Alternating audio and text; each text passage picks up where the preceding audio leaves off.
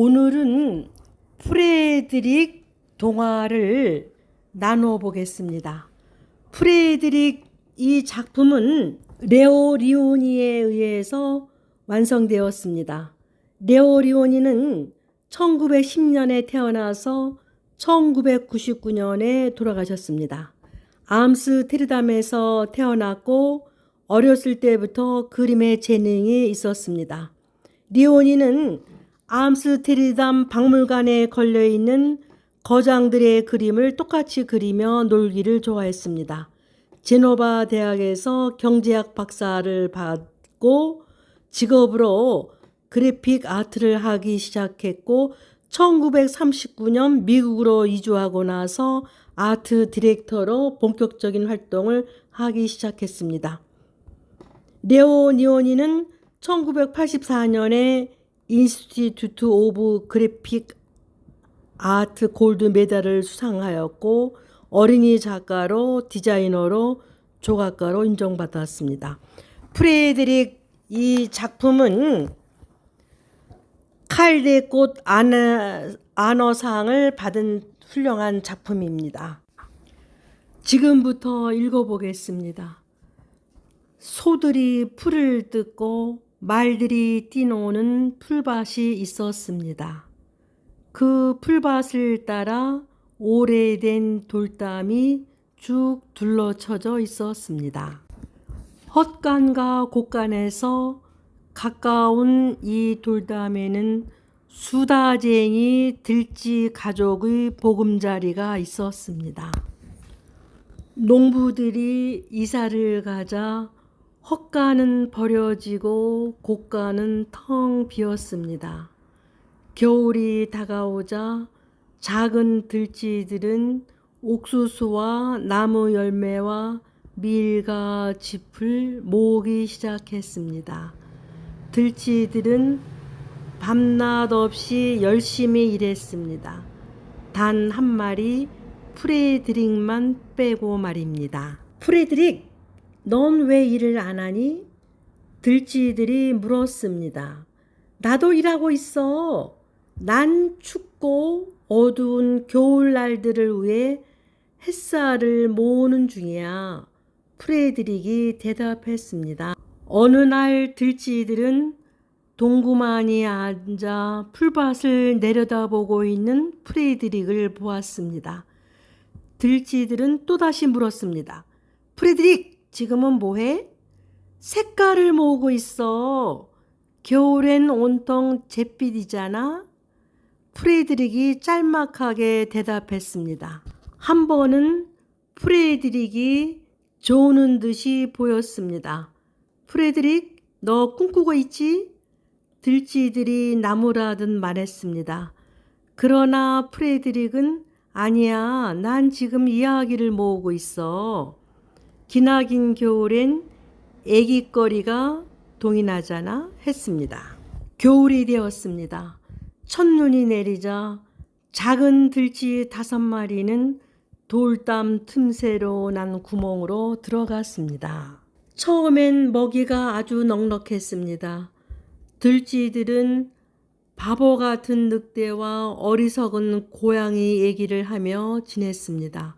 들쥐 가족은 행복했습니다. 그러나 들쥐들은 나무 열매며 곡식 나달들을 조금씩 다 갉아 먹었습니다. 집도 다 떨어져 버렸고 옥수수 역시 아스라한 추억이 되어 버렸습니다. 돌담 사이로는 찬바람이 스며들었습니다. 들쥐들은 누구 하나 제잘되고 싶어 하지 않았습니다. 그러던 들쥐들은 햇살과 색깔과 이야기를 모은다고 했던 프레드릭의 말이 생각났습니다. 내 양식들은 어떻게 되었니, 프레드릭? 들쥐들이 물었습니다. 프레드릭이 커다란 돌 위로 기어 올라가더니 눈을 감아봐. 내가 너희들에게 햇살을 보내줄게. 찬란한 금빛 햇살이 느껴지지 않니? 했습니다. 프레드릭이 햇살 얘기를 하자 4마리 작은 들쥐들은 몸이 점점 따뜻해지는 것을 느낄 수 있었습니다. 프레드릭의 목소리 때문이었을까요? 마법 때문이었을까요? 색깔은 어떻게 됐어, 프레드릭? 들쥐들이 조바심을 내며 물었습니다. 다시 눈을 감아봐. 프레드릭은 파란 덩굴꽃과 노란 밀집 속의 붉은 양귀비꽃, 또 초록빛 딸기 덤불 얘기를 들려주었습니다. 들쥐들은 마음속에 그려져 있는 색깔들을 또렷이 볼 수 있었습니다. 이야기는 프레드릭은 목소리를 가다듬으며 잠시 동안 가만히 있었습니다. 그리고는 마치 무대 위에서 공연이라도 하듯 말하기 시작했습니다. 눈송이는 누가 뿌릴까? 얼음은 누가 녹일까? 궂은 날씨는 누가 가져올까? 맑은 날씨는 누가 가져올까? 6월의 네잎 클로버는 누가 피워낼까? 나를 저물게 하는 건 누구일까? 달빛을 밝히는 건 누구일까? 하늘에 사는 들쥐 네 마리, 너희들과 나 같은 들쥐 네 마리, 봄찌는 소나기를 몰고 온다네. 여름찌는 온갖 꽃에 색칠을 하지. 가을찌는 열매와 밀을 가져온다네. 겨울찌는 오들오들 작은 몸을 웅크리지. 계절이 내신이 얼마나 좋아. 넘치지도 모자라지도 않는 딱 사계절. 프레드릭이 이야기를 마치자 들쥐들은 박수를 치며 감탄을 했습니다. 프레드릭, 넌 시인이야. 프레드릭은 얼굴을 붉히며 인사를 한 다음 수줍게 말했습니다. 나도 알아. 네, 여기까지입니다. 얼마나 훌륭한 작품입니까? 이 작가는 손주들을 50대에 봐고 손주들하고 놀면서 많은 동화, 우화를 지은 훌륭한 작가입니다. 3살, 5살 손주들하고 놀면서 아름다운 이야기를 지어낸 작가입니다. 조부모가 손주들을 돌볼 때, 같이 놀고 돌봐줄 때 자식들한테 놓친 경험들, 또 키우면서 얻었던 지혜들이 많이 쏟아져 나오고, 그 일상의 시간들이 금빛 시간으로 변화하는 시간입니다. 손주들하고 있는 시간은 가장 행복하고 빛나는 시간입니다. 또 그 할머니, 할아버지, 조부모랑 많이 지냈던 아이들이 천재, 훌륭한 사람이 된다는 논문 결과는 많이 나와 있습니다. 할머니, 할아버지들이 이런 아름다운 동화를 미리 공부하셔가지고 아이들한테 읽어주면은 많은 도움이 됩니다. 이 작품에서 생쥐 4마리는 열심히 일을 합니다. 프레드릭은 가끔가다 앉아서 자연을 관찰합니다. 하늘, 바람, 꽃의 색깔, 열매들, 밤은 누가 가져오고 낮은 누가 가져오고 눈송이는 어떻게 떨어지고 맑은 날씨에는 누가 가져오고 이렇게 주위를 관찰합니다. 멍 때리는 가만히 주위를 바라보는 시간을 가집니다. 루소가 인간은 자연으로 돌아가라고 말했습니다. 훌륭하게 된 사람들은 마음속에 자연을 갖고 있습니다.